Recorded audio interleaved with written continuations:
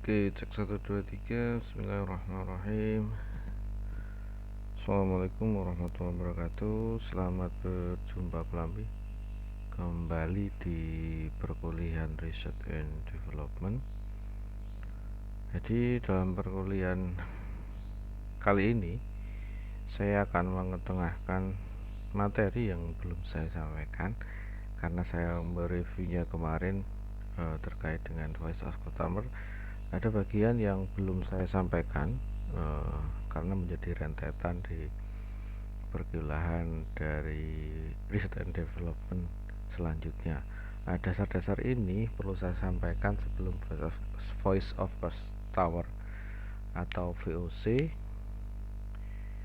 sehingga nanti pijakan dalam mempelajari Research and Development ini menjadi utuh, gitu ya.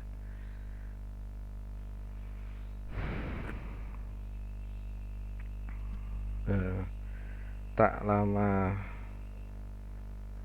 untuk kita akan melaksanakan pengembangan produk.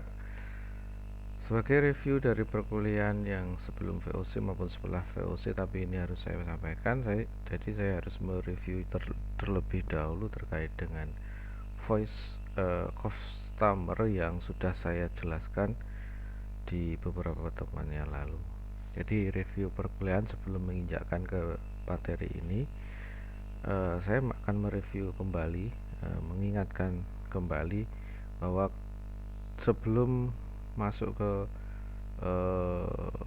voice of customer, sudah masuk voice customer, itu adalah suatu metode di mana untuk menangkap dari keinginan konsumen sehingga nanti akan didiskusikan terus diwujudkan menjadi produk yang benar-benar ternilai yang diinginkan konsumen, bukan berdasarkan dari intuisi dari salah satu pihak maupun pihak perusahaan. Nah, makanya kemarin ada kiat organisasi yang harus dibentuk di dalam Research and Development atau divisi Research and Development, sehingga ada beberapa tim marketing, tim manufaktur, dan tim layout produksi maupun pergudangan itu menjadi satu, menjadi utuh.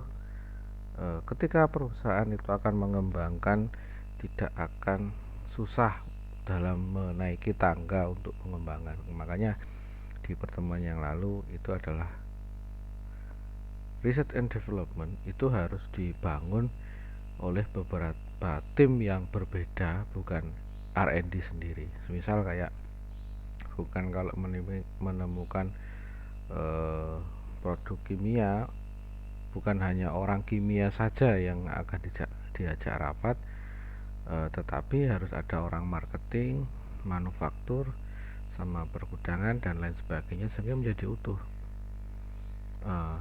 Kelayakan dari produk itu sudah dari penilaian atau referensi kebutuhan konsumen, bukan hanya di sisi kimianya saja. Kalau misal R&D itu hanya diisi oleh orang kimia.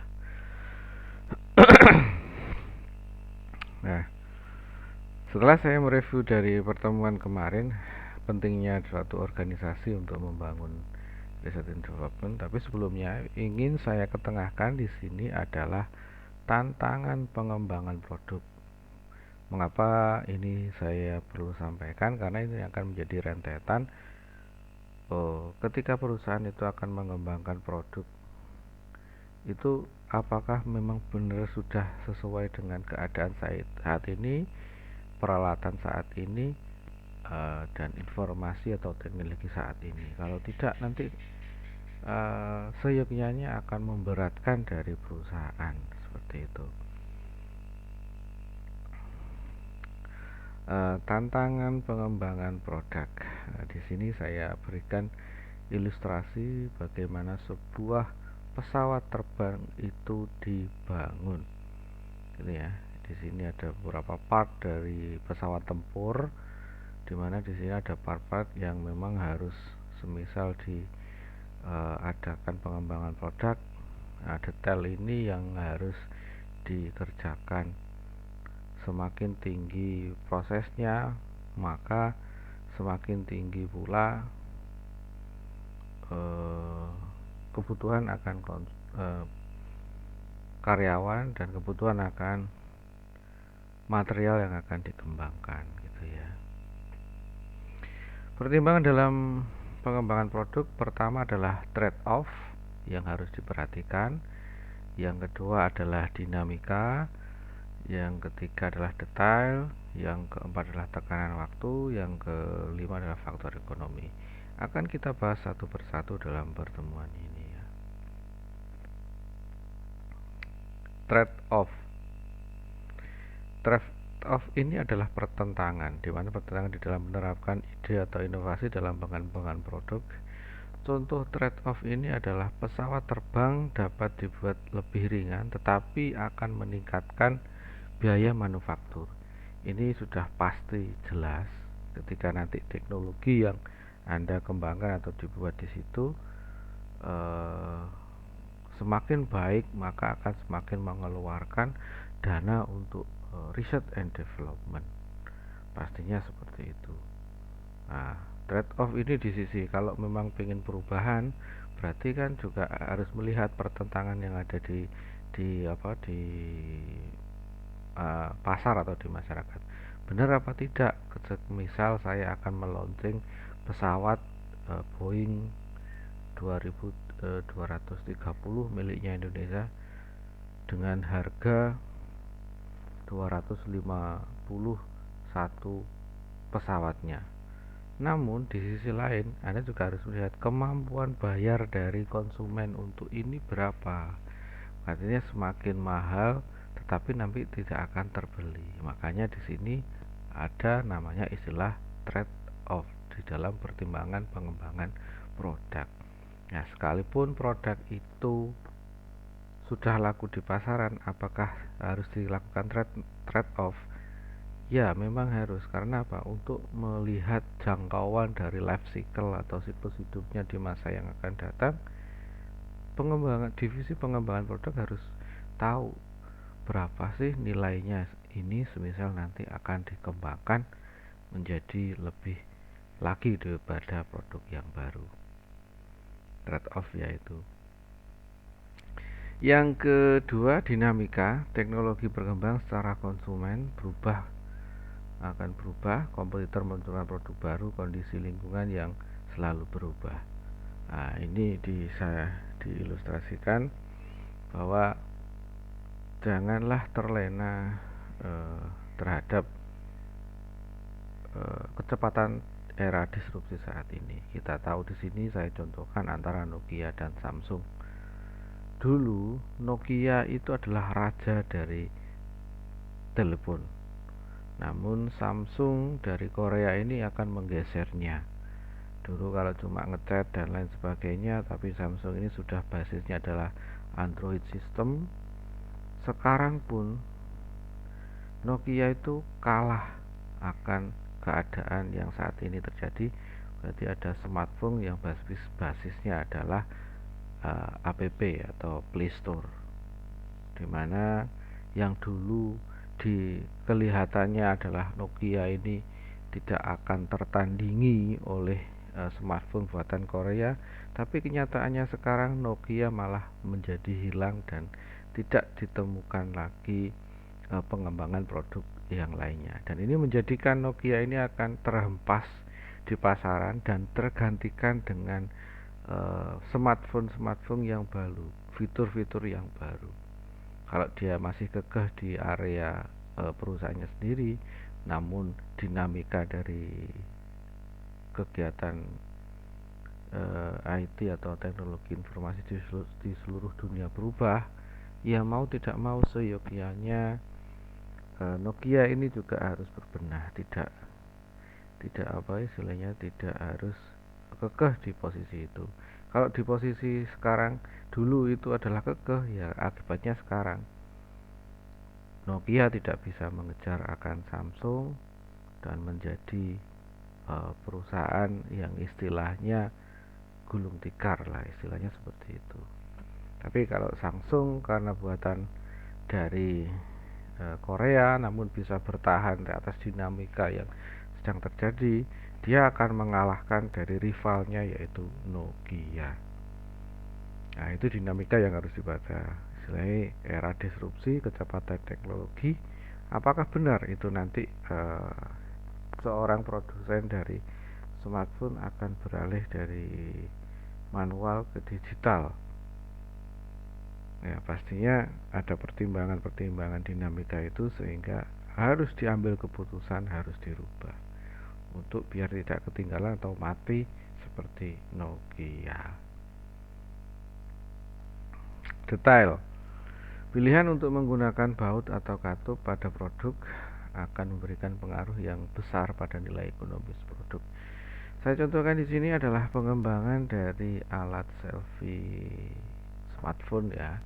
Kalau dulu smartphone itu kan tidak bisa ditenteng-tenteng dan lain sebagainya. Dan sekarang pun fitur-fitur dari handphone sudah bisa memiliki atau kekhasan tersendiri dari produknya itu. Dan ini akan mempengaruhi detail dari produk itu sendiri maupun prosesnya. Ini menjadi suatu pertimbangan dalam kawasan untuk pengembangan produk karena produk yang akan dibuat itu memang harus update di pasaran. Kalau hanya membuat atas dasar perusahaannya sendiri, dikhawatirkan apa? Dikhawatirkan konsumen tidak menerima karena tidak tahu kebutuhan dari konsumen itu seperti apa dan detail produk yang dibangun itu seperti apa. Itu untuk yang detail. Yang ketiga, tekanan waktu. Seringkali keputusan dan pengembangan produk harus diambil dengan cepat tanpa informasi yang lengkap. Ini jelas kalau dulu ilustrasinya ini adalah mesin tandur ya. Kalau dulu tandur mesin orang menanam padi itu kan gerombolan ibu-ibu rumah tangga terus menanam secara mundur. Namun sekarang dengan kebutuhan dan istilahnya tekanan waktu, mau tidak mau pekerjaan yang istilah tidak efektif dan efisien harus digantikan dengan perusahaan yang efektif dan efisien. Mungkin di sini nanti akan ada beberapa kelemahan dari produk yang baru yang disusun seperti ini, namun dia sudah bisa menangkap momen atau waktunya gitu ya, sehingga sekarang mungkin akan 5 tahun lagi akan Anda menemukan jarang sekali orang menanam padi karena sudah digantikan dengan mesin dan dipanen pun dengan mesin seperti itu. Nah, apa korelasi atau hubungannya dengan pengembangan produk? Ya, pastinya kalau pengembangan produk harus menyesuaikan yang dibutuhkan di pasaran seperti apa sehingga nanti launching produk atau produk yang baru itu bisa dikembangkan lagi seperti itu. Faktor ekonomi.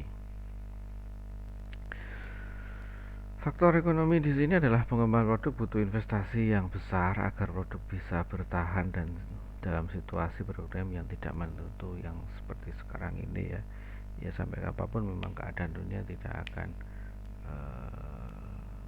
adem dan nyaman istilahnya karena ada beberapa kepentingan yang negara maupun individu yang harus dipenuhi, tidak bisa salah satu. Faktor ini saya contohkan di sini adalah pengembangan produk butuh investasi yang besar agar produk bisa bertahan dalam situasi perekonomian tidak menentu. Ya seperti ini. Dulu sebelum mobil listrik atau Elon Musk itu mencanangkan mobil listrik, ternyata di Indonesia atau di ITS atau pas waktu zamannya Menteri BUMN Pak Dahlan Iskan itu sudah memikirkan istilahnya nanti ujungnya dari semua aktivitas itu bukan fosil lagi, energi dari fosil yang tidak bisa dibarukan, tapi di sini kita menawarkan dari produk yang bisa dikembangkan dan tidak lekang oleh zaman. Dan ini terbukti ketika selo selo yang saya gambarkan ini sudah diambil oleh manusia. Nah, karena ada jumlah kepentingan-kepentingan yang ekonomi yang masuk di penelitian ini, sehingga mobil yang sebagus ini tidak bisa tergarap, malah lisensinya dibeli oleh Amerika. Nah, ini masalah makro. Mungkin nanti Anda setelah lulus sebagai sarjana bisa bisa menjabat suatu produk yang harus dikembangkan. Dan pastinya Anda harus melihat benar-benar analogi atau analisa kondisi lingkungan seperti itu. Nah, di sini saya ilustrasikan silo itu sudah dibuat sama Ricky Elson, namun pas waktu jadi seperti Lamborghini seperti ini malah diakuisisi atau diambil oleh mahasiswa. Memang kalau masalah ketersediaan pastinya di perusahaan sudah memetakan sedemikian rupa ya.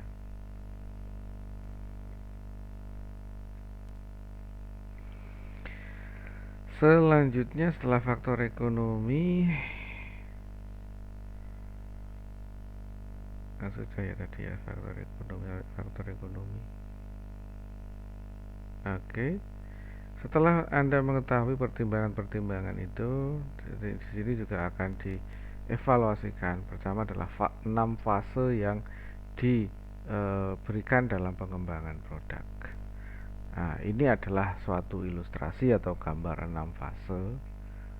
6 fase di mana produk itu mulai dari riset sampai launching ke perusahaan. Ini harus Anda petakan, karena apa? Karena di sini gambar ini atau konsep ini adalah umum kalau di perusahaan-perusahaan. Di dalam bukunya Ulrich ya, jadi ada tahapan di mana untuk pengembangan produk itu butuh 6 fase, minimal 6 fase yang ini, sehingga nanti Anda akan tahu mana kekuatan dari produk yang Anda tawarkan, seperti itu.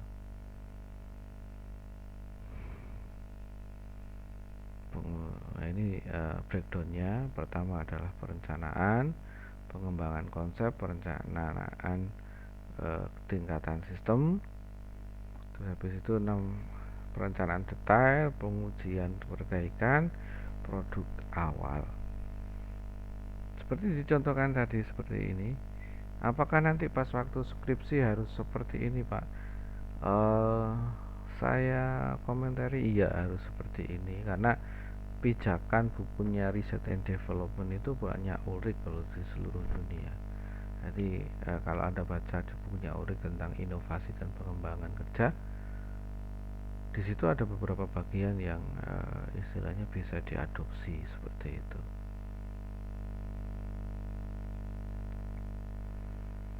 Yang ketiga, pernyataan untuk didiskusikan di akhir perkuliahan, seperti apakah kegiatan pengembangan produk yang dilakukan perusahaan yang telah memiliki produk tetap dan standar, semisal perusahaan manufaktur, pabrik tisu, sedangkan perusahaan industri jasa adalah Telkom.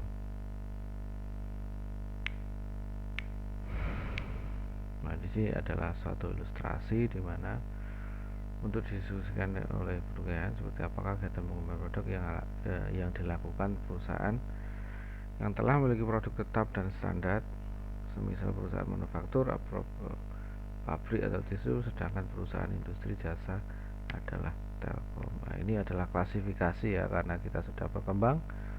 Produk yang ditawarkan dalam manajemen research and development itu bukan hanya produk real praktikum terus menghasilkan suatu produk, tidak. Tapi di sini karena kita ini industri, orang yang tahu bagaimana seluk-beluk sistem di perusahaan, pastinya Anda geli dalam mengartikan hal yang seperti ini. Bukan hanya istilahnya